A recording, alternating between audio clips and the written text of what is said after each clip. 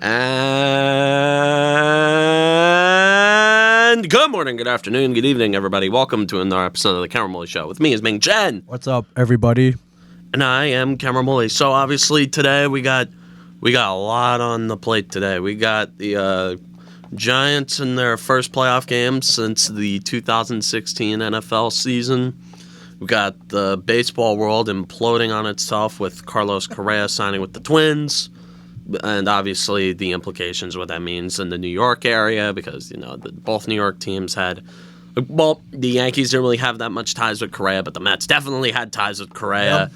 And we're going to talk about the Devils' recent, burst of games. Yeah. So we've got it all for you today, but let's start with, obviously, the big deal this week. The New York Football Giants are playing in the playoffs. In the playoffs. For the first time in this show's history. Yeah. Might I add. I never thought it would happen. Yeah, me neither. Not this soon. No, definitely not this soon. So I'm happy for you. I'm glad there was meaningful football after week 8. Yeah, I like this. And now meaningful football into January.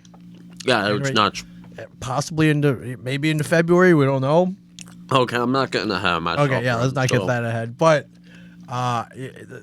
this is great. This is great. I'm happy for you.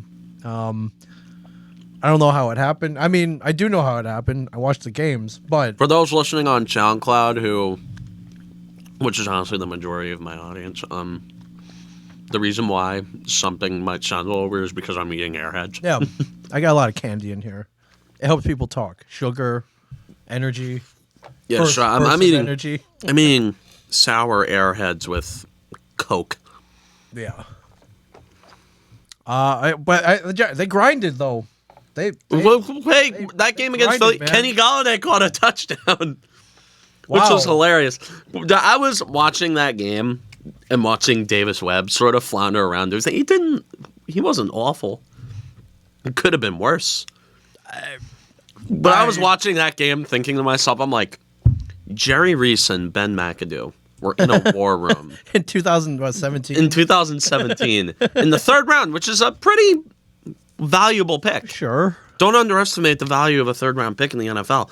And they thought to themselves, I was thinking to myself that they thought to themselves that Davis Webb could have been a franchise quarterback. The future. Here's our future right here. We got it. We solved everything. Yeah, Davis Webb right here. Davis Webb, everybody. And, well, didn't quite go that way. But we lost to the Eagles. So I don't want to dwell on this game because there's really nothing to dwell on other than the Kenny Golladay touchdown, which was a funny sight. They tried running the Daniel Jones style of run around like a run and gun offense with a quarterback without Daniel Jones. With a quarterback who isn't exactly nimble on his feet. No, but 23 for 40, 168 yards, 1 touchdown, no picks. It's not a bad game. We've seen starters around, legit starters around the NFL do play against the Eagles, who have done way worse. So yeah, and Davis Webb definitely played well enough in this game to secure himself a backup job next year. Yeah, and score was close. They never led, but hey, that Golladay touchdown was garbage time. Let's be honest. 22-16. The Giants covered the spread though. What was the spread? 16.5. Wait, what? That much? Yeah. The spread was 16.5. Cow, the Giants covered. I would have taken that. That's a lot of points, man. It's not. Well, I mean, now granted, yeah, the Giants were resting. But and they were playing the best team in the league that had everything to play for. Jalen Hurts didn't even throw a single touchdown, which I'm shocked. Boston Scott obviously ran for his yearly touchdown against the Giants. So yearly touchdown, of course. I googled. It's tradition at this point. I googled the odds for sports books for the Boston Scott anytime touchdown. That's plus 400. Wow, free money. Pretty much. on a yeah. Boston Scott anytime touchdown against the Giants. Shoot, man. I wish you would have texted me because I should have texted you before the game, and I could have made you some money. I was in AC on this weekend. You were in AC. Well, I never know where the hell you are. I would have put down money for you. Yeah, I know. I did. It's not like I told you I was in AC, but had you known, you were like, dude, put money down on this. It's guaranteed. Well, I mean, you can have sports books like on your phone. You can. Oh, sure, yeah. You can download all these guys. Like, I have a friend. It's like a freshman. He does parlays all the time because the sports betting age in New York is. Is it 18? It's 18. Oh, wow. In New York, I can't because I'm not a resident there, which sucks because I'd make money. You probably would. I don't recommend it, though. I've lost my shirt betting on sports to the point where I've realized I'm not very good at it and kind of vowed to, here and there, I'll buy squares for the Super Bowl, like stupid things like that. But that's a Super Bowl party thing. I know, but outright bets? Like everybody right. has boxes for the Super Bowl. Yeah. Like it's a Super Bowl thing. Like it's a thing. Although I was in a fantasy football league that was a $10 buy-in, which Yeah, I remember one year I bet against Tim Tebow when they played Pittsburgh. You bet against God. I did. That was the problem. Everyone made fun of me. You're like, how could you bet against the Almighty God, Jesus, at least himself? Yeah, how could you bet against God's emissary in the NFL? Yeah, well, I did, and it didn't work out. I lost. That's a textbook Ming story. I lost $100, $110 with the VIG. So yes, it wasn't a huge loss, but it. I was not happy that you were making TV money at the time though. So. I think this was pre-TV, so it was blood. 2012. Blood. Was that 2012? Oh yeah, I guess I did have a little bit of TV money. You were on TV though. I was, yeah. Yeah, Comic Book Men started in season 2, so we were making season 2 money, but still. Yeah, season 2, but you were still a couple bucks, couple extra bucks, but still, the point is, don't bet against God. Don't bet against. Well, you could bet against God. Of God. You could bet against him the next week when he got destroyed by the Patriots. But yeah, I should have. Yeah, well, 1 week too early. Yeah, you got scared out of it. Yeah. The point is I don't bet. You're wiring Vegas money at that point. I don't bet on sports anymore. It's bad. But everybody tells me don't get in. I'm like, listen, like $5 a week on a crazy parlay. Oh, okay, that's nothing. Like $5 a week on a crazy parlay that can net me $500. Okay, that's not bad. Like, it's the upside of it. How many legs in that parlay? That's a lot. That's a big return. I don't know. There are parlays that. Like one of my friends had a parlay for a random Thursday night football game against the Pats with the Pats and Bills. And I remember this night specifically because I was watching the Devils Predators game where we gave up a game tire with like 8 seconds left. Yes. Although that doesn't really narrow that much down, but it was this year's game against the Predators. I remember that. Yeah. Yeah, it was that game, and they lost in overtime. Yes, as per usual. Sure. And my friend, him and one of his other friends, they were sitting in front of one of the teams. We were in the game room. Okay. All the shenanigans that take place with me at college take place in the game room. Okay. So we're in the game room. They got the game on one of the TVs in there, and they are standing up and screaming because they have just ruined their parlay. It's screwed. That was the only thing they needed. That was the only thing left. No, not the Devils winning, but just the Thursday night football. No, it was one of the kickers. Okay. It was Nick Folk making a 47-yard field goal before the half, and he was short. One of the funniest things I've ever seen. Yes. Because they were freaking out. He was walking out in the hallway, just like, holy shit. He was like, What happened? What happened? And that kind of fixed my mood after because that was like seconds after Mikael Granlund tied the game, and I was like, oh god. But anyways, let's talk about this week. Let's talk about this game. Okay. It's a big game, very big game, biggest Giant game I have ever covered on here. Huge. A wild card weekend. Sunday at 4:30 p.m. Eastern Time, the New York Giants will be going on the road to Minnesota to once again match up against the Minnesota Vikings. US Bank Stadium, the frozen tundra of Minneapolis, Minnesota. In a glass house, Yes.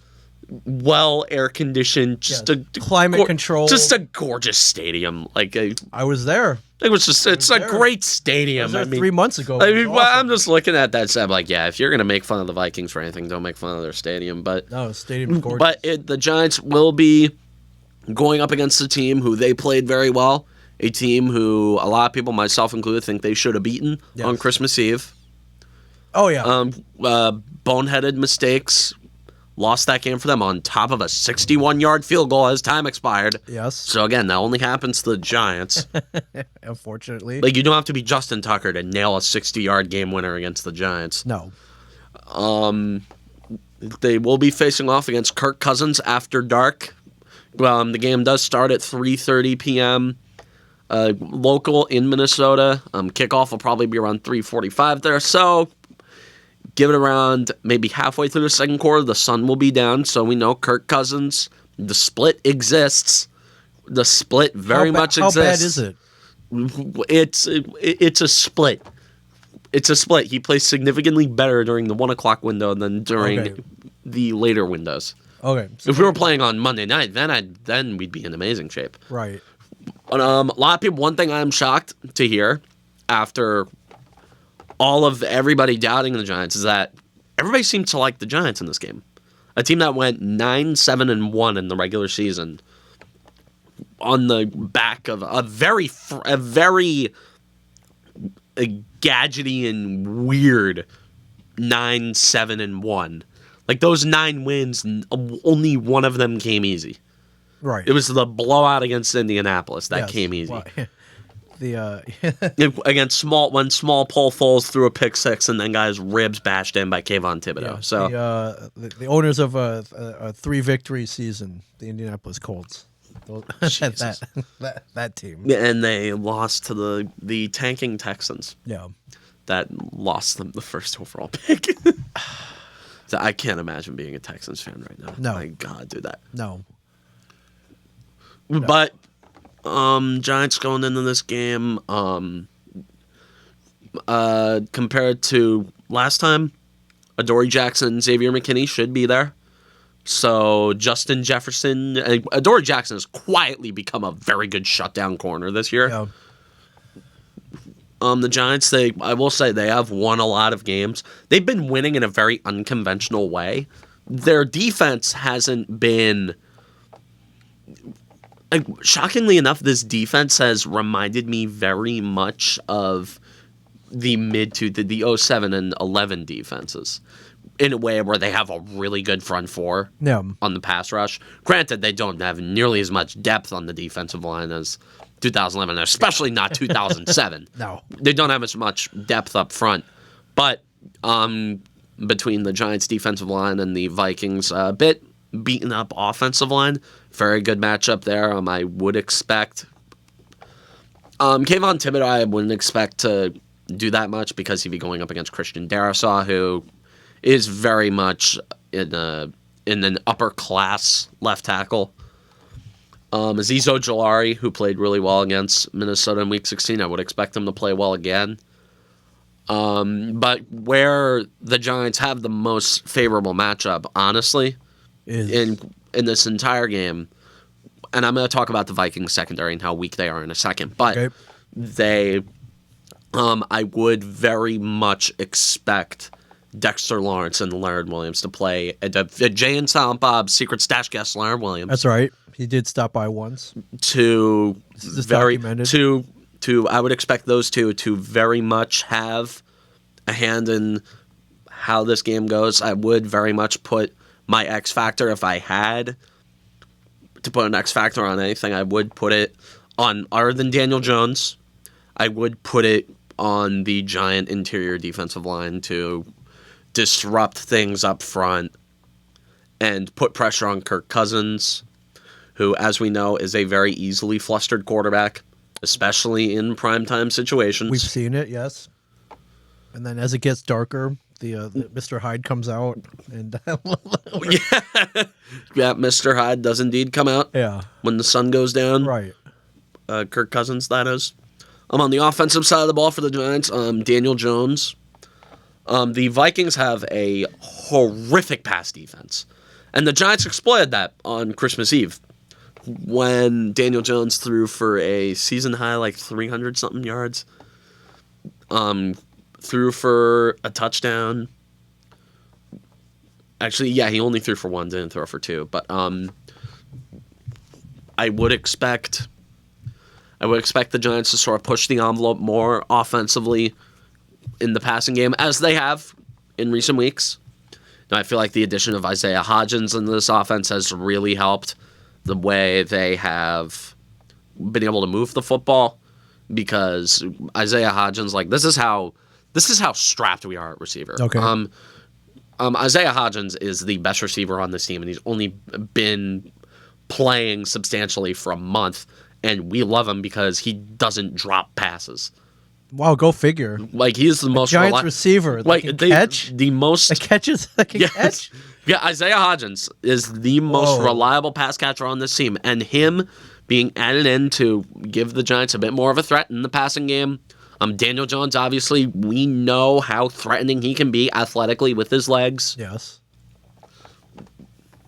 And, I would expect if Saquon Barkley can get going, if he can establish himself early, or not even establishing the running game as a whole, just Saquon, as long as the defense has to account for him, say in the first quarter, if Saquon Barkley breaks a couple of runs, not 10-yard runs, I would expect the Vikings defense to really hone in on Saquon Barkley, which, with the read option, that would confuse the hell out of them. And with the design runs for Daniel Jones and everything, I really want to see the Giants open up the playbook on these guys, because this is a defense where you can open up the playbook and really push things. But honestly, Daniel Jones, I just want to see. I personally have faith in him playing well in this game. He seems like a level-headed enough individual to the point, and he has handled big games very well. Yep. This year, he has shown that he can play well in big games. The game against Washington, he played really well on primetime on the road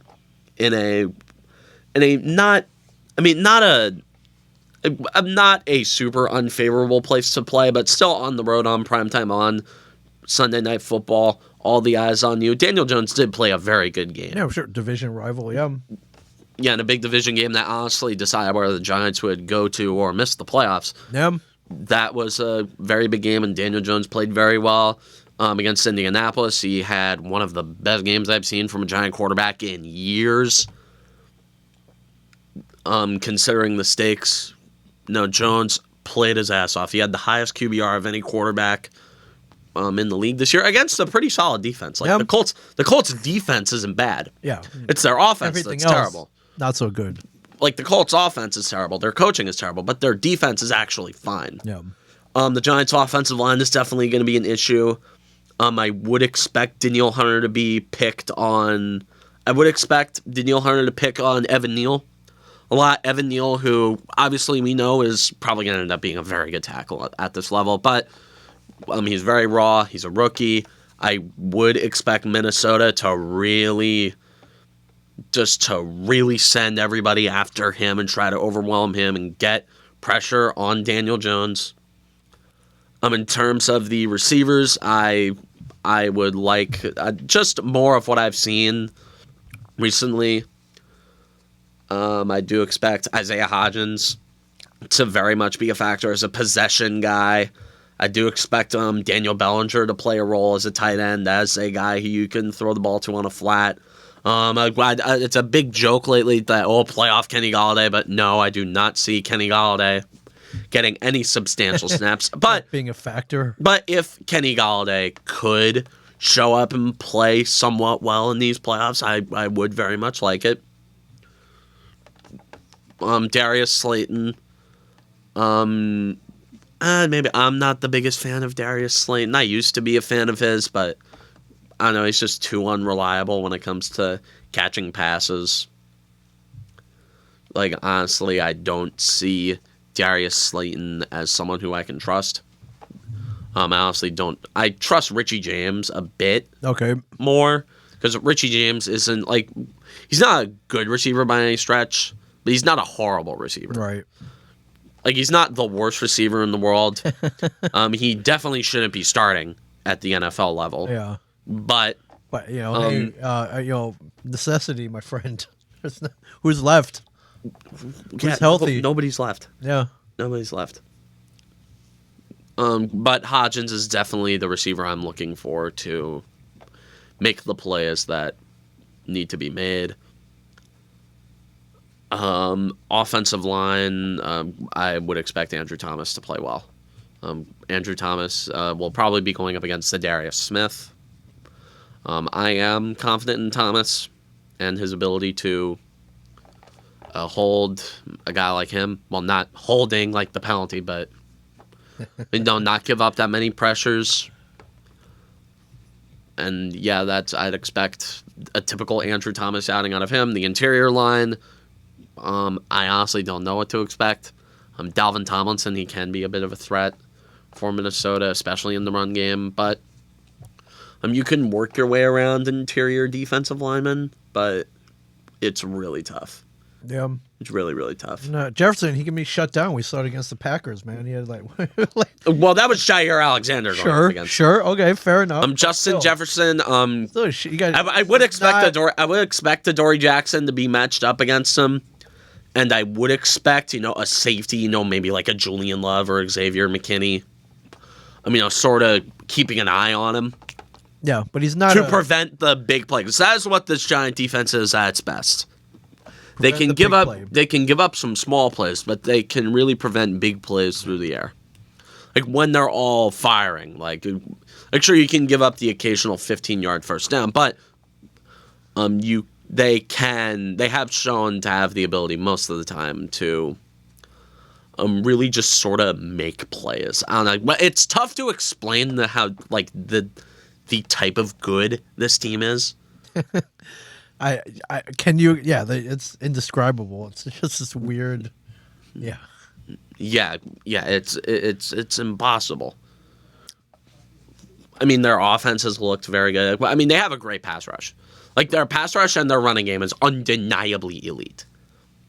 Like they have one of the best run games in the league. Yeah. And they have one of the best pass rushes in the league. Right. And I feel like that's sort of their special teams suck outside of Graham Gano. Outside of Graham Gano and Jamie Gillen, who can bomb a 60-yard punt occasionally. The Scottish Hammer, Jamie Gillen. For some reason, that is the second special teamer who's Scottish that the Giants have had. No? Because Lawrence Tynes is Scottish. You're right. Yeah, Lawrence Tynes makes it very apparent that he's Scottish. In his Twitter bio, he literally has the Scottish flag. Right. But yeah, they're Scottish, so they're very prideful of the fact that they're Scottish. Yeah, Graham Gano, he's the unsung MVP of this team, man. Well, you always gas up. Might come back. Come down to him, man. You always gas up Graham Gano. I do. He's great. Well, he's a great kicker. It's great. He's a great kicker. Underrated, in my opinion. Yeah, he is. He is a very good kicker. Yeah. I don't like to fixate on the kicker that much. Sure, but hey man, you need those 3 points. Yeah, of course you need those 3 points. But most of the time when the kicker comes out, you're thinking about how much your offense blew that red zone chance. Oh, okay, yes. Think about how much your offense blew it in the red zone. You're like, God damn it! Now the kicker's got to come out. Now we got to get 3 points instead of 7, and I don't know, just sort of like you're pissed off. Better than nothing, man. Yeah, I know it's better than nothing, but 7 points is better than 3 points. I agree. The red zone efficiency for the Giants was one of the best in the league. Actually, I think they were ranked top 10. Wow. In red zone efficiency, which again, having a possession receiver like Isaiah Hodgins on your team does very much help. Having Saquon Barkley on your team also does very much help with how you play in the red zone. Well, this is a unique team, and I'm excited to see how they play. Although I am wary of how much I like them in this game. I am wary of how much everyone else likes them in this game. Okay. If you had to ask me for a prediction, No, I never. You don't really make predictions. I don't make predictions on my However- own teams. Right. However, I would honestly like looking at it from a big picture, looking at how these teams play each other before, and given the time that this game is taking place, I would give the Giants the edge in this one. Sure. I would say that the Giants match up well, and this is certainly me being a biased fan. Yeah. Well, as you saw, three But weeks the ago- Vikings are a very fragile 13-4. We have seen how much they have danced through the raindrops, and the Giants have too.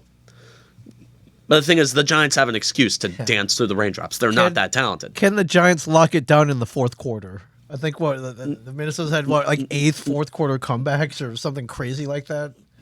I mean, the Giants have won a lot of their games by locking down the fourth quarter. Yeah, So, it's gotta lock like it down. Daniel Jones has had 5-game winning drives this year. So Daniel Jones, very much. I'm excited to see how he plays. I'm more just excited to see how the team plays. Yeah. I'm not exactly looking for results. Honestly, these are more results like in this season than I could have ever expected.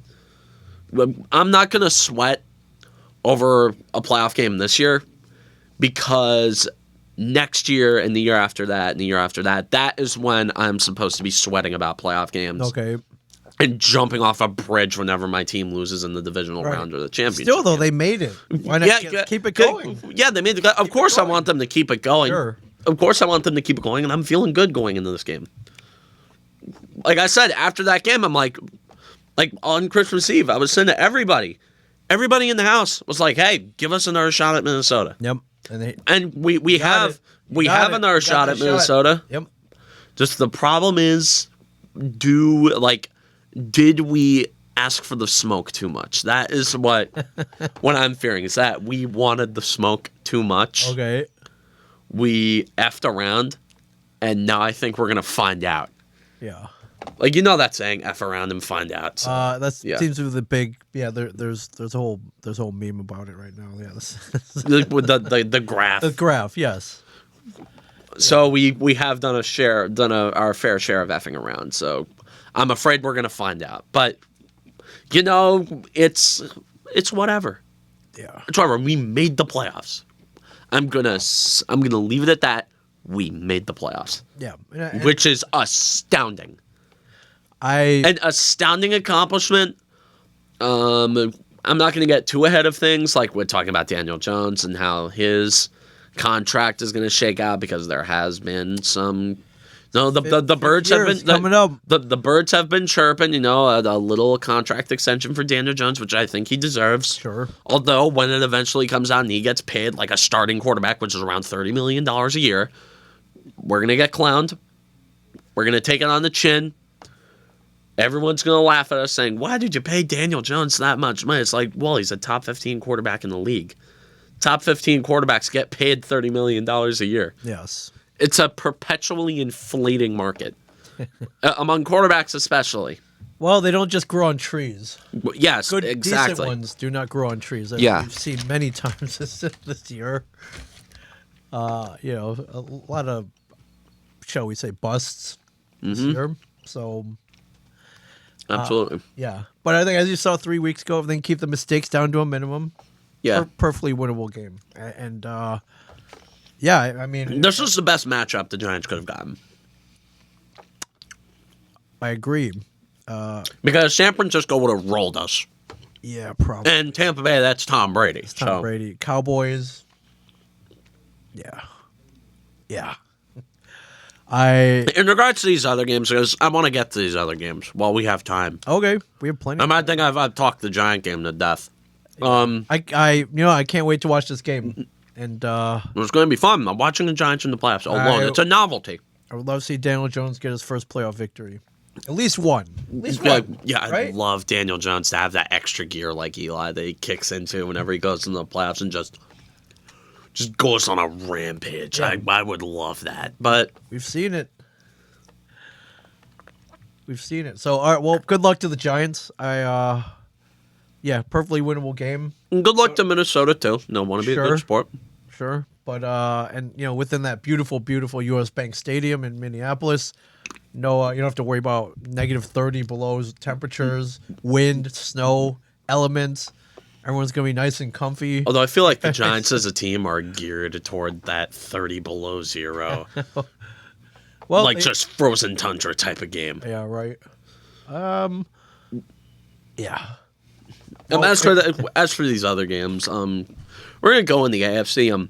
Chargers, Jaguars, man. Talk about like how bad is Urban Meyer? Like how bad Urban Meyer was.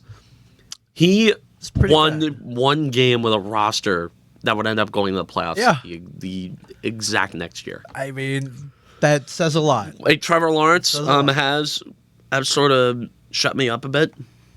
I mean, he's I wouldn't be shocked if this is an awesome game. he's been playing great. This Chargers Jaguars game is going to be an awesome game. Two young quarterbacks who sling the ball. I would give the edge to the Chargers, but honestly, actually no, I can make picks with our teams. I think Trevor Lawrence is on a roll that he's not ready to stop yet. You're picking Jacksonville? I'm going to pick Jacksonville. Jacksonville, yeah, they do sort of have the tendency to really knock a team off whenever they're in the playoffs. I think they're. Yeah, I'm gonna go with Jacksonville in this. Okay. And also, Chargers. Why should I trust the Chargers to win a playoff I don't game? know why. Yeah, they're the Chargers. Yeah, I'm taking Jacksonville there. Baltimore, Cincinnati. Cincinnati. There's no real reason as to why I need to explain that Cincinnati would beat Baltimore, especially in their current state. Yep. What's the? I don't know what the latest on Lamar Jackson is. I don't either. If you can find it, great. But yeah, that's a great question. If Lamar is there, I'd still take the Bengals at home because the yeah. Bengals are a way better team. They're a juggernaut. They're a great team. Yeah. And as for Dolphins, Bills, yeah, the Bills are rolling over Miami. This is why I hate the 7 seed. Because teams like the Dolphins get into the playoffs. Right. Led by Skylar Thompson as their quarterback. Like, seriously? Like, really? That's in the playoffs. That is in the playoffs. Yeah, no. Buffalo's winning. Buffalo is definitely winning. This is how it's set up. You can get the mediocre teams at the although one road team has to win. Oh God, I'm going all home teams for this. Honestly, the road team that has the best chance of winning is the Giants. Yes, I think they're all the other ones are pretty. Because Dallas. You're facing. Honestly, I'm taking Tampa over Dallas because A, Tom Brady, and B, Dak Prescott has suddenly turned into typically a quarterback who has been normally very robotic, Sure, and very efficient. Right.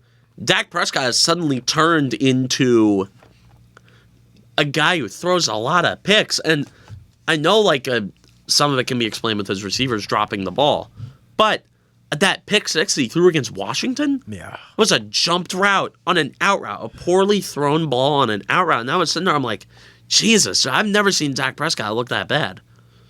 And I am normally a Dak Prescott guy in terms of whether I believe in him as a player. Oh, sure. I've always believed in Dak Prescott as a quarterback, but this year this hasn't been Dak Prescott at his best. Solid, supposedly healthy. No horrific ankle injuries. So. Yeah. So I'm taking Tampa over Dallas. And listen, I'm not going to bet against Tom Brady. I'm not betting against Tom Brady in the playoffs. At home. And, this is when he goes into Tecmo Bowl God mode. Yeah, this is when the playoffs are on the line. So, yeah. Yeah, Tom Brady's like Michael Jordan. He's just that, has this obscene, sick obsession with winning. Yeah, I wish he's addicted to it. Yeah. He's addicted to winning, and Tom Brady has this obscene drive to him that I think I'm taking Brady. I'm taking Brady on this. Yeah, absolutely. And Seattle, San Francisco. It's San Francisco. I'm not taking Geno Smith in a playoff game. Sorry. No, don't be. Why would you take the fact that they're even here was somewhat of a small miracle. They had so many things that had to go right this week. And This week they just had to, season. dude. Honestly, it just had to be Seattle winning and Detroit winning. which they almost didn't do. So Aaron Kicked one Rodgers. off the off the upright as time expired. Luckily they were able to I pull wish away from Seattle that one. lost that game so Detroit could have been in. I Detroit would have played a hell of a game. would have loved to have seen. Detroit and San Fran would have been a fantastic game. I agree. Would have loved to have seen Goff in the playoffs, but not meant to be. But at least they played spoiler though. It's a great. Oh yeah, the Lions would absolutely love to screw over the Packers. Yeah, who except Packer fans want to see them win, right? Yeah, honestly, like and Aaron Rodgers, like yeah, almost everyone loves to see Aaron Rodgers lose because he's just he's wacky. He's a little arrogant, a little wacky, and yeah, and he's getting paid a ton of money next year when he comes back. So I've always been kind of an Aaron Rodgers guy, though. I've never hated Aaron Rodgers. I don't know if I hate him, but I was like, man, he's got a big mouth sometimes. So, and I like making fun of him. We'll put it that way. I don't hate him. Well, I mean, yeah, it's fun to make fun of. Yeah, when Aaron he looks Rodgers. like Nick Cage from Con Air, you gotta make fun of him. When well, because he's just crazy. he's a little weird. Yeah, he's weird. He's a little weird, but it was fun to see. They really Like I'm not one of those people who's going to be so immature to like hate an athlete because they're not vaccinated. It's like right. But I like Detroit. They had really at that point nothing to play for.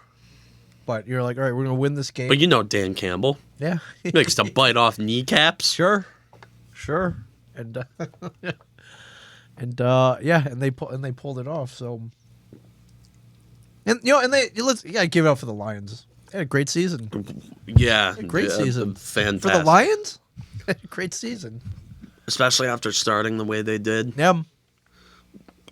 They played very well, very well. So I have a soft spot for the entire NFC North. Like, thing is, like, I like the Vikings Really? as a team. Sure. Like, I like the Vikings, I like the Packers, I like the Bears, and I like the Lions. Right. I have nothing really bad to say about. Like, I've always found the NFC North to be easy to root for, in my opinion.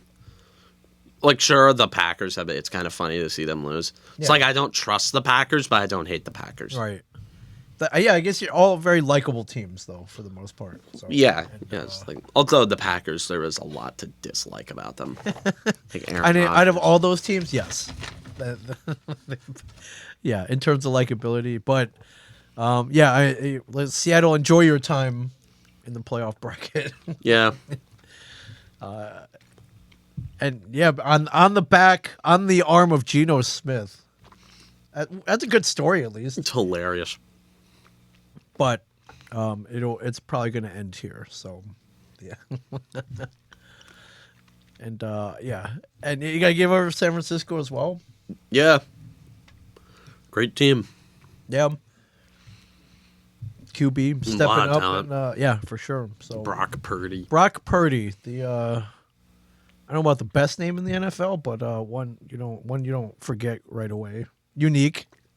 Where's that guy born? He must have been born like the South or something. I Like guess Brock Purdy. Mr. Irrelevant. Come on. Yeah, Give it Mr. up. Irrelevant. Last Yeah. pick in the draft, and now look at him. Although Player. any competent quarterback can do well in that offense. Okay, fair You have enough. Christian McCaffrey. Sure. They A titanium offensive line. yeah.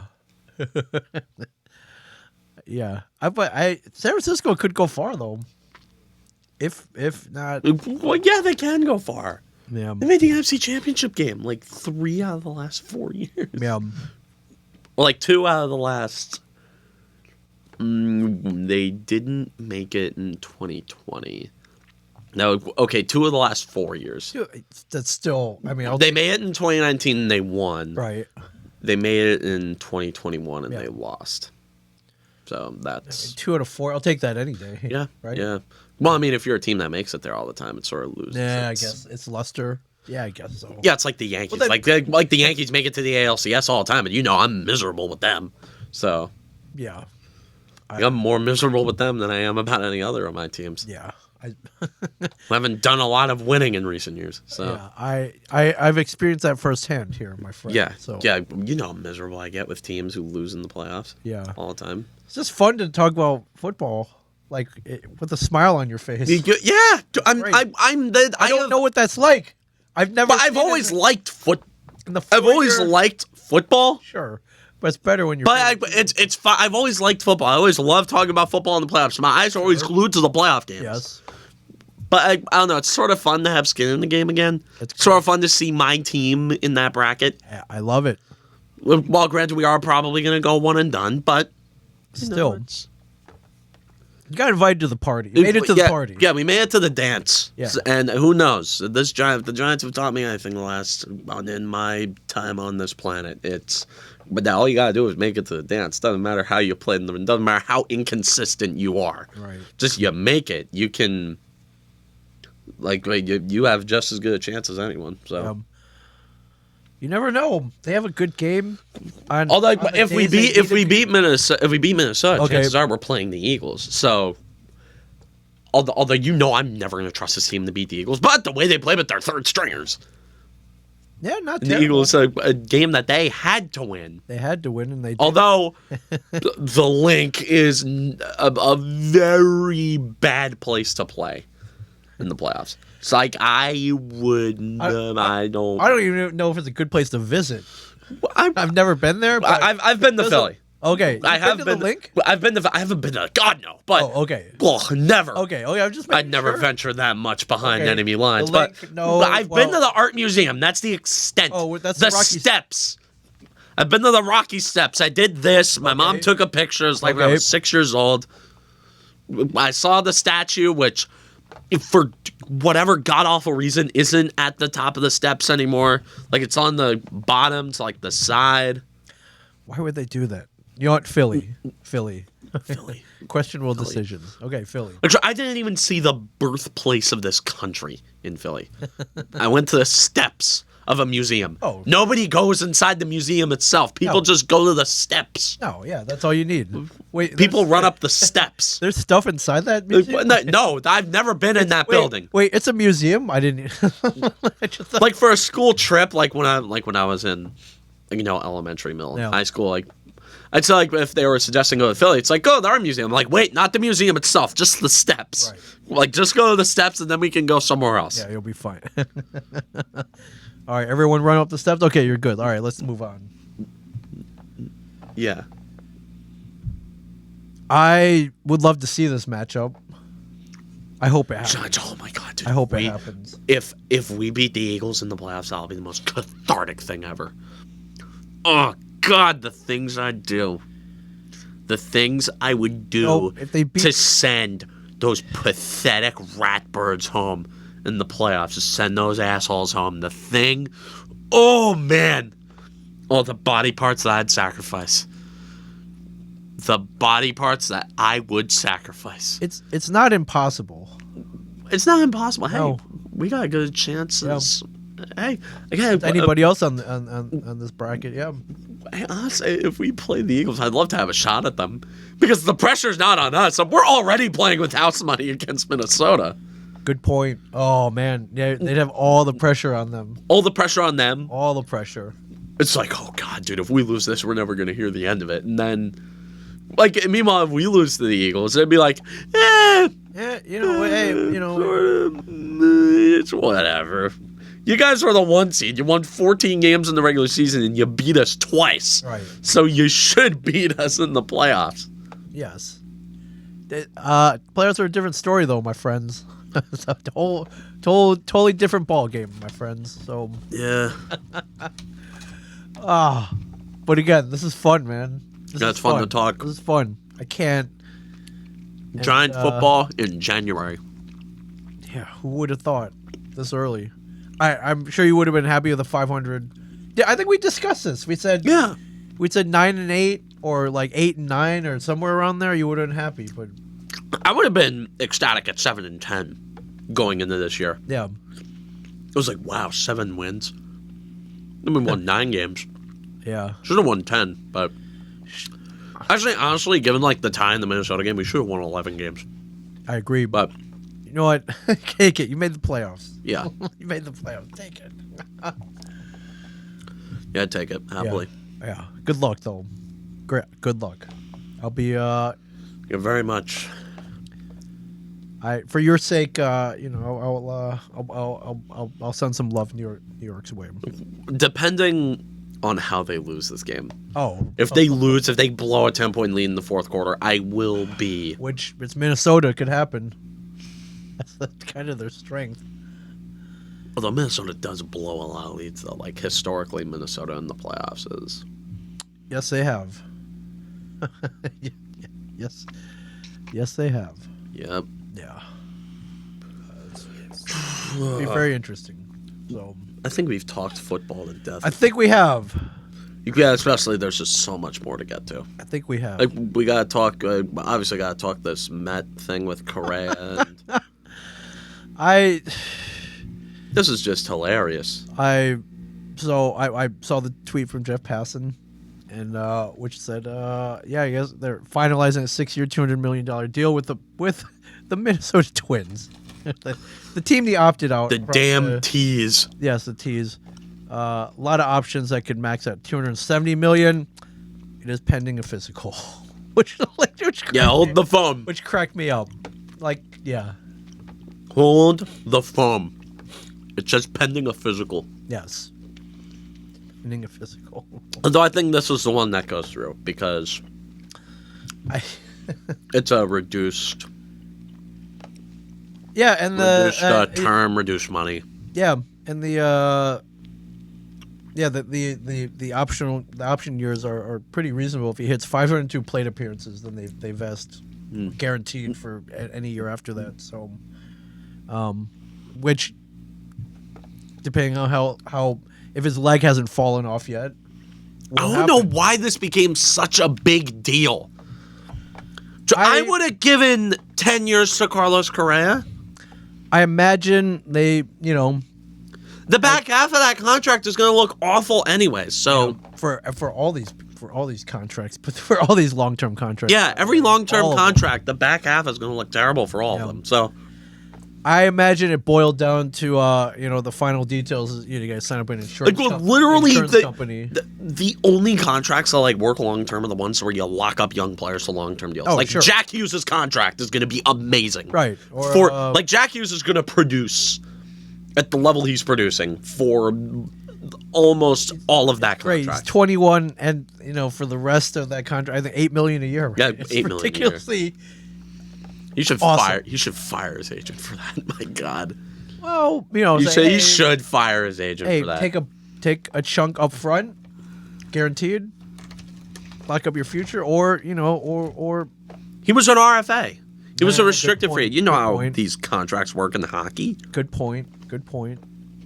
But, seeing this deal is really pretty for him, pretty reasonable. I mean, the Yankees could have offered him this. Honestly, they didn't offer him anything last offseason. They could use him. Well, the thing is, they were waiting on Volpe and Praja. Now Volpe and Praja being 1 year closer probably Okay, so only doubles down on their, albeit stupid plan, but still their plan. well, great. Give him an opt out after 2 years, That's what I would have done. right? Give him an opt out, which he would Throw him a short term thing. He would have been Correa's 30. camp reached out to the Yankees repeatedly, but they were like, nah. For some reason, they were allergic to Carlos Correa. Okay, I cannot. would have been a nice FU to the Mets as well had they signed him. Because the Yankees aren't as petty about the Mets as the Mets are about Yeah. the Yankees. Like, we're not petty like that. Yeah. Also, Hal Steinbrenner and Steve Cohen had like a handshake gentleman's agreement that they wouldn't go after their stars. The Yankees wouldn't go after DeGrom, and the Mets wouldn't go after Judge. That's bad business, in my opinion. Hey, it's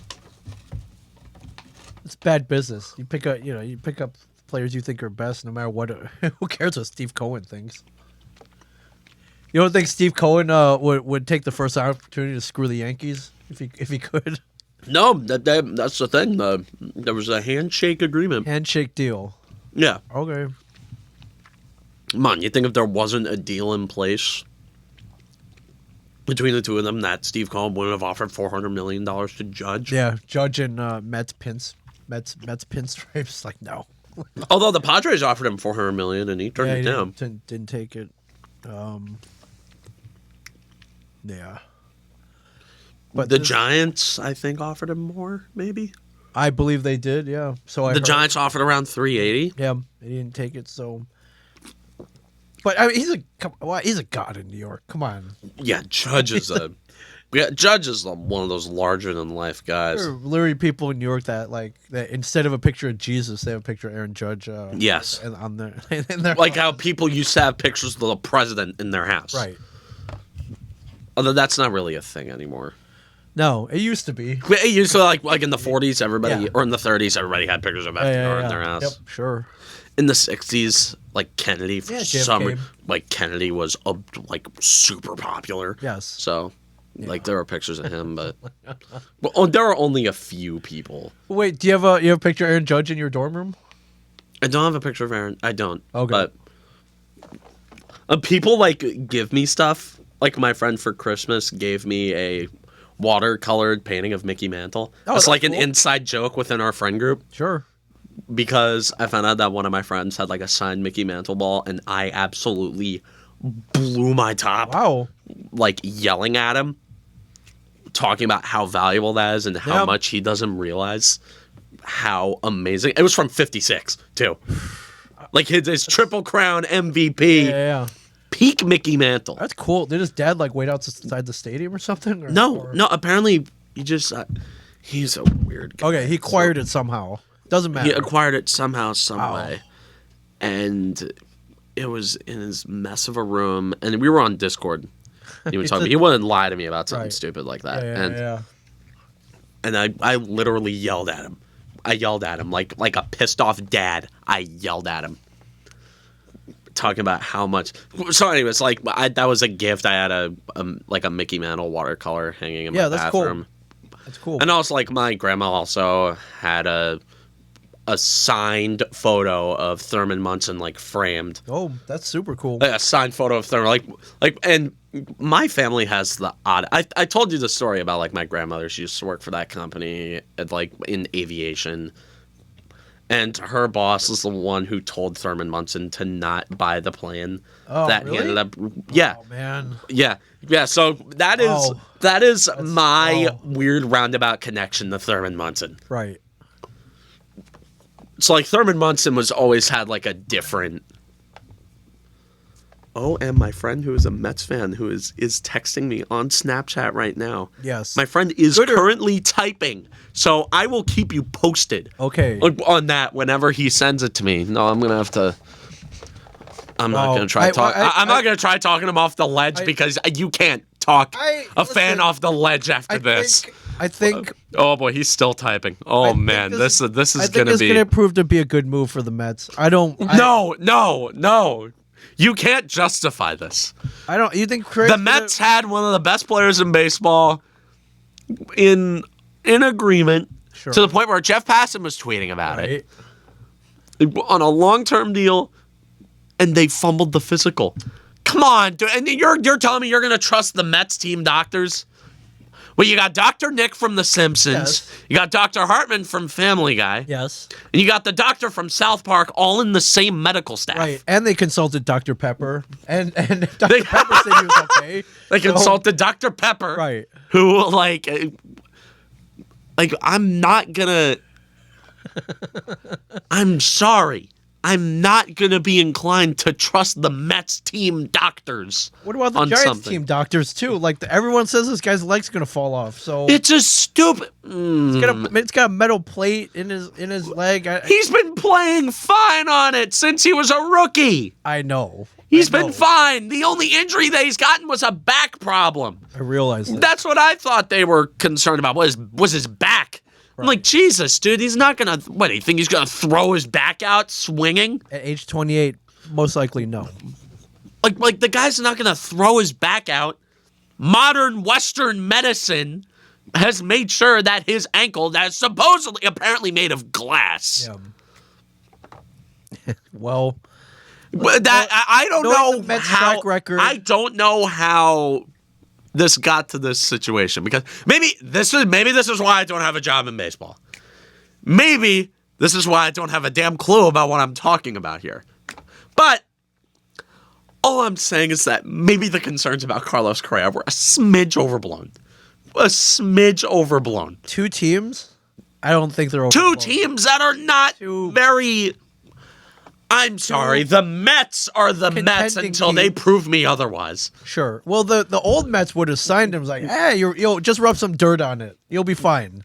You'll Dude, be the fine. old Mets... Yeah. This is an old Mets move. The old Mets. This is same old Mets in a nutshell. Like, throw your arm off. At least you get the no hitter, and you'll ruin your career afterwards. But at least you have the no hitter. You're good. You'll be fine. You'll be fine. Yeah, And, like... David Wright's like, oh, your neck hurts. You probably slept on it wrong. Just get out there. Yeah. Oh boy, my friend sent. I can't wait to see the message. Yeah. He's coping. Okay. I think yeah. The Pirates should sign Correa so that way he can play on a peg leg. Oh man. And he could have been the mascot and a player. Yes. Again, they got prosthetics. Sure. Although they're not Star Wars level yet, where like when Luke got his hand cut off. like when Luke got his hand cut off, or like when Anakin got his. Although Anakin's was less advanced. Like it didn't look exactly like an arm. No, it was like it was like Terminator. It was like arm, a metal. It was like a metal thing, Like like the with weird Terminator metal arm. hands, like in that god awful wedding scene. That's what. Yeah, I don't know, man. I think if the Mets medical staff was worried, then there's an issue here. There's an issue, but Yeah, maybe. Although I'm assuming Steve Cohen fired all of the doctors beforehand, yeah. who were best qualified doing chiropractic adjustments in a strip mall. So Yeah. So you know Like, the real winners here are the Twins, though, right? yeah, the real winners here are the T's, man. Jeez. They just waited. It was like, okay, Like got him for a longer term deal and not much more than his original. it's the only way a 3-year team like the Twins can get a premium talent like Correa. Yeah. God, who would have seen this? And you know what? That AL Central's up for grabs, man. Like it's not a The AL division. Central is perpetually up for grabs. That's a god awful decision. So, a couple more pieces, and yeah, they could leapfrog the White Sox and the Tigers And the Cleveland baseball team. and the Cleveland team of baseball. Yes. But what drama, man! Like never before in my lifetime have I seen anything as convoluted as this. I don't think. Not that I know. of. While it's on my mind, I'd like to talk a smidge about what was supposed to be the national championship game. Oh, sure, yeah, absolutely. I'm not going to dwell too much. I was honestly waiting for the Ant-Man trailer. Like, that dropped during the third quarter, and I turned the game off. I saw your tweet. Yes, like, can you just please show the trailer so I can like go to bed? Yes, I saw that. So, yes, I saw that. Just show me the Ant-Man trailer so I can turn this game off. It was 19 hours. And then I commented about Ant-Man. Ant-Man, by the way, which looks fantastic. Yeah. Although, honestly, everyone's just excited about Kang. Oh, sure. Hey, Like, nobody's seeing that movie for Ant-Man. Which, granted, hey, Paul Rudd, national treasure. Love Paul Rudd. We have a picture of him in here. A picture of you. as if he were Jesus Christ himself. Yes. Yes, you got a picture of you with Paul Rudd. Yes. It's one of my most prized possessions. Yes. And, Yes, I mean, and look how happy he is. So he was happy to see me. Yes. He was happy to see me. That's up there with like the Golden Girls skateboard in terms of. Yes, which It's good. You got that hung up again. Thank which God. is over here. Yes. Thank God. It's good luck. Yeah, that is luck. the best piece of memorabilia that you have. It's pretty cool. Like, sure, the life-size Stormbreaker and the life-size Mjolnir with the shared universe on it, and sure, the Carrie Fisher signed Star Wars poster. And, the Carrie Fisher signed Star Wars poster. the triple that signed All Valley under 18 karate tournament from Karate Kid. That's pretty cool. where the hell is that? Poster, yeah, That's like hidden down right, here yeah, behind that mess hidden over there. behind the mess of boxes, and this studio's a mess. I'm cleaning it up. This Yeah, Yeah, you've been bit by bit. It's been It's getting opening up. Yeah, and sure you have the Ghostbusters backpack and the gun from Alien and the Rick and Morty portal gun right there. There's a couple things here and there. You have the lightsabers too, which we have made props on the show. Yeah. The Cal Ripken milk. Yeah, courtesy of you. Yes. The Cal Ripken milk carton. That's behind the pop figures back there, but yes. Yeah, God knows you have all these Funko Pops. Oh. You have a Funko Pop. Well, of you. yes. Which here, I guess I. Any chance this guy has to flex his Funko Pops? Well, I mean, It's sick. look. Listen, they don't hand these out to everybody, so Can you buy this in any, or is it out of production? it's limited. This one's limited to 1 in 120, so you got to go to eBay for that one. But at one time it was on the shelf. And then the other one, the other Ming Chen, is 1 in 1,000. So that one, Damn, bro. also on eBay somewhere. But yes, I'm gonna flex that because somehow it happened. Well, you got the whole crew. You got Walt, Mike, Brian, and Kevin. So Yeah.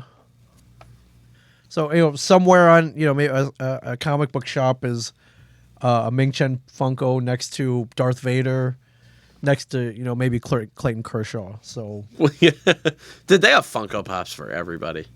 pretty much.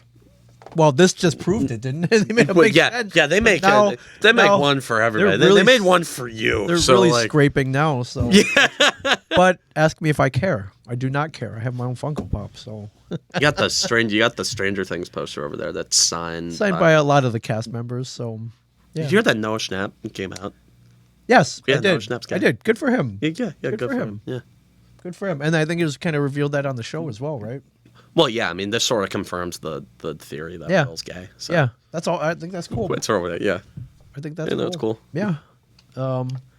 Yeah. But Georgia rolled over TCU, and Well, I was the Ant-Man trailer was the only thing I was. had Michigan not got crushed by TCU, They would've gotten crushed by Georgia. Georgia. What are you going to Ohio State, Georgia was the national championship. Although, God, an Ohio State Michigan national championship. Oh my God, that would have been the best game ever. I agree. Oh my! I would have been blowing up your phone the entire time. You know what? If that had happened, I may have tried to find my way there. I may have tried to find Because that's the biggest game of your life. one of them. Yes. That is bigger than 03 Stanley Cup Finals Game 7. That is bigger than that. Sure. Yeah. That's bigger than Devils Ducks Game 7. That's Sure. bigger than Agreed. the Orioles in the ALCS. That's bigger than every sporting event you would have ever I think so. been alive for. At least for you. I think an Ohio State Michigan national championship. That's to your say that I was there, and if they won, to say I saw that. Yeah. Because that would have given them bragging rights for whoever won that game would have been given bragging rights for eternity. Absolutely. 200 years from now, Yeah. So. the fan base that won that game would still be able to hold that over. Yeah, and to say you were there. The fan base who lost. Yeah. Well, yeah, say were you there? I mean, geez, you're gonna put that on your gravestone. I saw Michigan. I put the score on the gravestone. 2023, like the box score. 2023 CFP National Championship. Michigan. Well, Michigan 49, Ohio State 31, or yeah, something like whatever, that. Yeah, I don't know. less than 49. So yeah, Jim Harbaugh is the greatest coach ever. that would have cemented it. But yeah, who knows? We may see that someday. Although it could happen, in the near future. it's tough. In the near future, that could happen. It's tough. If it were to happen, though, it would have been this would have been the year to do it. But not meant to be, my friends. No matter what fix. No matter what happens with Michigan. Well, But also, props to Stetson Bennett, I guess. The guy's 30 and playing college football. I saw that. Yeah. I saw that. It's a little. It's like the 12-year-old in Little League. Yeah. Got held back in school or whatever. Yeah, the guy's got to be a grad student at this point. Right. I mean, Iona Esports. couple The times. Iona Rocket League team has a grad student on there. So. Oh, that's cool. Yeah. All right. Is Legos eligible? Yeah, that's whatever. He's Works. solid. Our team's good. It works. Dude, the games I call, yeah, they're fun games to call. And they're good. They're a really good team. For sure. So. I want to touch on the Devils, just like a little bit. Oh, come on. We had a good week. After that loss to the Blues, I was furious. I was furious. All right. Okay, get this. No Ryan O'Reilly. No Vladimir Tarasenko. Right, You should sure. win that game. And they outplayed them. Let's be honest. They outplayed them. I don't care. Outplayed them, but I don't care. Do the standings care? No. Do Does the score sheets care? standings No, care? it does not. No, you're right. You're right. But I'm just saying it's frustrating. But I don't care about that game because on Saturday the Rangers blew a 3-1 lead against us in the third period. And Jesus, we outshot them 39-19. Yes. However, But the game against the Rangers is what we're talking about. yeah, let's go to the stats. Obviously, outshot them as per usual. Shesterkin was on another level for the first couple of periods. He was. Yeah, they The Rangers were up 3-1 after the second period.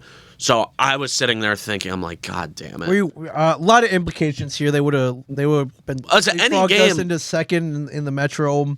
Of course, never want to lose to the Rangers, and especially at home, especially at home. Which However, is the garden. the Rock turns into the garden whenever the Rangers come to town. So, although it was like 50-50. Yeah, or maybe like 60-40. But just in the terms of recent Devils track fans. record, they can't win at home. They were 0-8, right? Going into this game? Yeah, they had an 8-game home losing streak, so it sucked. And then we come back in the third, power play goal by Jesper Bratt. A rocket. The goal light didn't even go off. It was that quick. Yeah, the goal light didn't even go off. That guy saw that little thing in the top of the net, and boop, it's like boom, goal. Yeah, just a bullet. It was almost hard to see with the naked human eye, my friends. But I couldn't. Yeah, I couldn't. It bounced. I saw it was at some point on the ice, and it was like, wait, that's a goal. Yeah. And then Jack Hughes. What the hell can you say about him? Jesus, dude. The guy, 3 points in this game, has 26 goals on the year. He is on pace for, I believe, 53 goals and over 100 points. No Devil has ever put up those marks. Ever. Not at this I don't think the Devils have had a 50-goal scorer. Nope, I think Brian Giunta has the record at 48? Something like that, yeah. Yeah, Brian Giunta has the record. Yeah. But it's not 50. No one's ever put up 50. No Devil has ever scored 50, and no Devil has ever had 100 points. Jack Hughes is currently on pace to do both. Yeah. There's no stopping him, barring, fingers crossed, barring any time missed for whatever reason. Yeah, oh dear God, I'm not even going to say it. Not even going to say it. And then in overtime, tell me this. Get your head wrapped around this. Okay. Damon Severson making a game-saving defensive play in overtime, then taking it back on the rush the other way. Yeah. And who knew he had this in him? A brilliant, just amazing. This is something you expect to see out of, Teemu Solani, a type of quick snapper. Right. That just beat Shesterkin fully. Beat him clean. Left side high, man. No, it went blocker. Blocker side He high. went far side on Igor Shesterkin. You're right. It went, he went just an amazing shot. I was going so crazy. I fall off my bed. I was like, that was, I was shocked. I'm Meanwhile, we're used to Damon Severson losing this team game. Sure. I'm glad he took that shot. They had a 2-on-1. He could have passed it, but he's like, no, man, I got this. That wasn't, I was saying, he had Heischer with him, but I feel like the lane was clogged up. A little bit, yeah. It was a high percentage. the lane. And I saw this tweet of Ranger fans saying there was interference on Lafreniere. It's just no way. It's shut up. Do you guys not watch? Shut the hell up. Do you guys there's no way Ranger way. fans are talking about illegal hits. Yeah. Do you know how much of a case of the pot calling the kettle black that is? God, that team with their captain is Jacob Trouba. Yes, who will throw an elbow to flying elbow after elbow. He will throw elbow. Tried murdering Nico Heischer the first game elbows. They knees, played. like whatever he can get out like there. flying knees, elbows, Yeah, get out of here. cross-checking. It's like, oh, Yeah. God. Yeah. No, I get it, like, it's hockey, and you got to do stuff like that, especially if a team like the Devils is not going to retaliate. Sure. But, like, it's just nasty. Yeah, it was an incidental hit. It wasn't even that bad. Like it was, yeah. Like Sharon Govich. I think it was Sharon Govich. Sharon Govich, yeah. It was Sharon Govich who knocked down Lafreniere, and there was a 2-on-1 the other Right, way. and the puck was in the vicinity, so it was not interference. Get out of here with that garbage.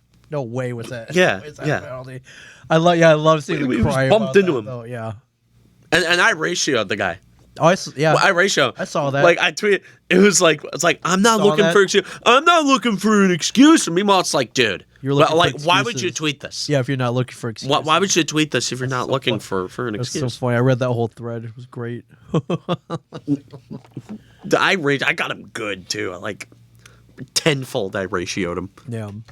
God, I'm such a chronically online loser. Like talking about Twitter Hey, ratios. Yeah, but it was it was deserved for sure. I mean, that guy was just trolling, though. I mean, what are you gonna do? No, he wasn't trolling. You thought, yeah? You No, he was being serious. Okay. Either way, he sounds like an idiot. So, but thank God. I mean, they go into OT. You got to, at that point, come back 3-1. Like, At that point, I was like, okay, right, I'll they take got the a point. point. They got a point. I was thinking, it's like, okay, I'll take the point here. But then, like, let's win. Let's get the other point. Let's No, screw it. I gotta talk about how much I hate loser points. Yeah, send these guys home, man. Now, you know my opinion on the loser point? Or the pity point, as Steve Dangle calls it? Yeah, you're not a fan. I get it. I'm not the big. If you blow the lead, you shouldn't get the loser point. Right. Well, tell Detroit that when they came back from Yeah. 4-0 against the Penguins last week. So Oh, yeah. Looking at the end, honestly, like talking about these games, I got a very big game against Carolina. yeah, And also, in this division, with how tight it is and how cutthroat. Again, this is the first time the Devils have really experienced the cutthroat brutality of the Metro yeah. firsthand. It'd be nice to go up another 2 points on Carolina. It would be, what? And any victory from here on out is valuable. Any point you can get. Yeah. Might I also add, Devils win 2 more games, they'll equal their win total from last year. Yeah. So that's good. I think this team, I think we're sort of settling into what this team is. Yeah. Although, but some line changes coming up. If Miles Wood is probably playing that after a scare at practice yesterday. Nathan Bastion is back skating, apparently that's going to be a huge deal. apparently that's the key to Him everything. coming back. Who knew? John Marino is a while away, which sucks. Right. Love John Marino. Yeah, but he'll be skating soon. Palat is back. Welcome back. Palat's back, yeah. Obviously, Andre Palat being back, that helps. Yeah. Eric Hall, I believe, has been demoted to the third line, Yeah. which that double thumbs up. I mean, yes, that's where he belongs. Like, you're obviously, the Eric Hall with Jack Hughes, that just doesn't work. No, I don't know what they were trying to force here, but But I guess, like, Holla defensively, and his face-off percentage is really good. like, who gives it? This team's bread and butter isn't winning the faceoff and then cycling it in the zone. Their primary shooter on the power play is Dougie Hamilton, a defenseman, which I have a problem with, by the way. You'd much rather have your shooter be Nico Heesh, or not Nico Heesh, but obviously, Nico Heesh shooting the puck. That doesn't suck. But Jack Hughes and Jesper Bratt should be your primary shooters on the power play. Yeah, absolutely. Not Dougie Hamilton. Like, when they cycle in the zone, their main guy who shoots the puck is Hamilton, and I like Dougie Hamilton. I think he's a fantastic defenseman. I have no reason to complain about Dougie Hamilton. Got a this good year. shot.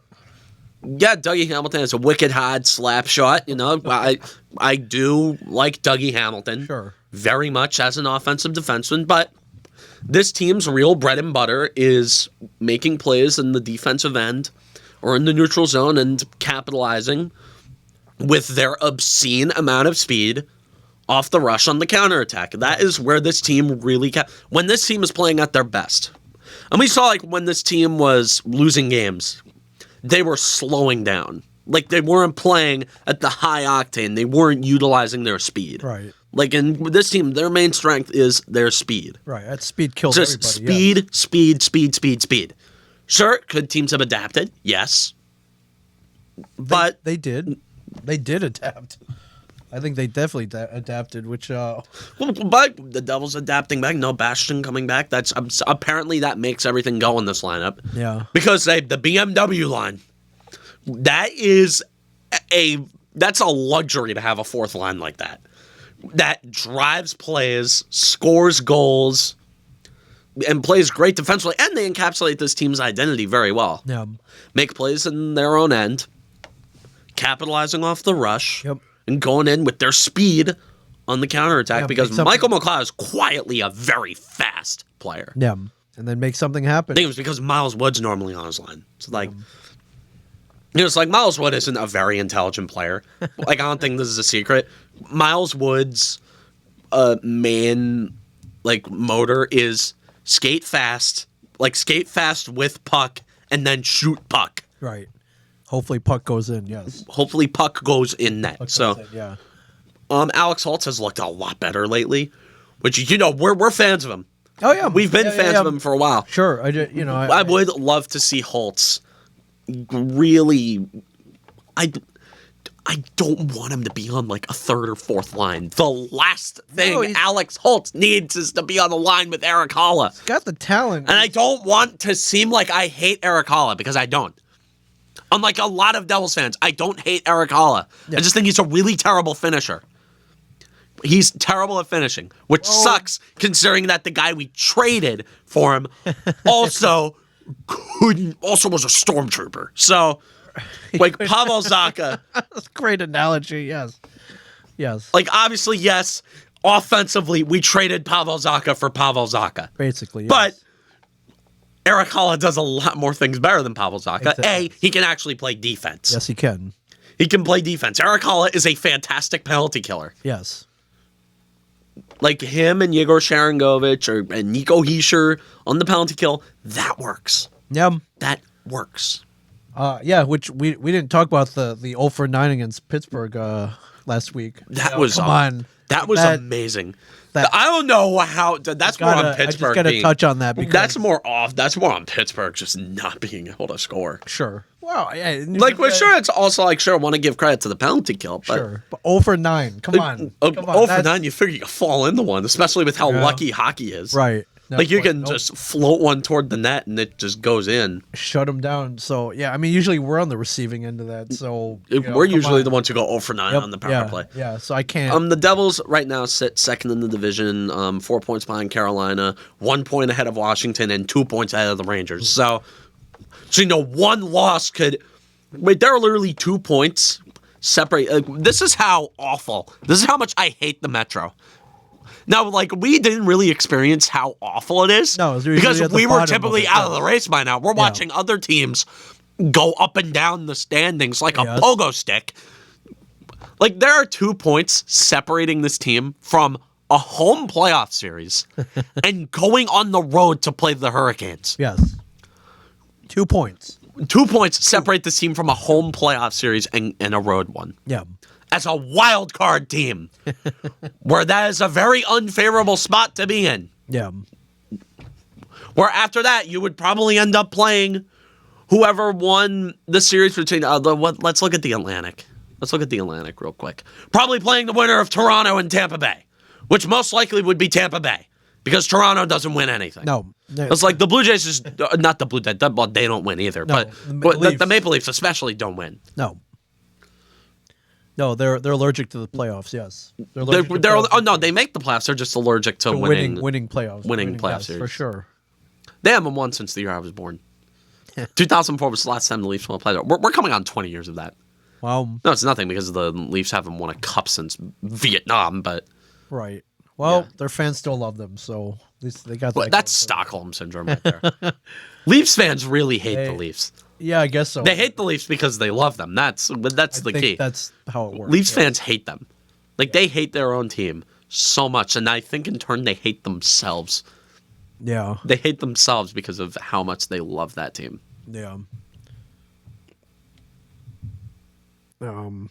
Geez, Boston. Freaking Boston. 32, 4-4. They've not lost at home Dude. Regulation. They have not lost at home in regulation. Dude. What the hell? That's... Wow. Yikes. Although we played them well. Yeah. The couple times we played them. Yeah. I remember we used to own them.